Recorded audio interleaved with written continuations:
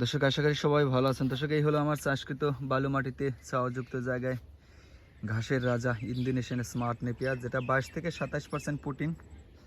এক জবে 200 থেকে 250 পিস ঘাস হয়।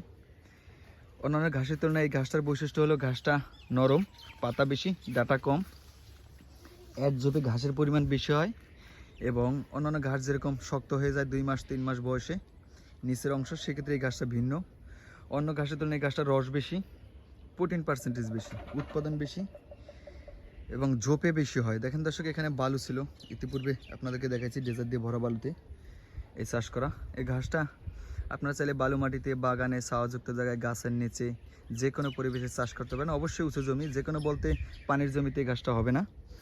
অন্যান্য ঘাসের চাইতে এই ঘাসটার বাংলাদেশের চাহিদা সবচাইতে বেশি, যেহেতু এক জবে ঘাস বেশি হয়, প্রোটিন পার্সেন্টেজ 22 থেকে 27। এই ঘাসটার কাটিং নিয়ে সংগ্রহ করে চাষ করতে হয়। দর্শক চাইলে আপনারা আমার কাছ থেকে কাটিং সংগ্রহ করতে পারেন। ডেলিভারি চার্জ সম্পূর্ণ ফ্রি সারা বাংলাদেশ।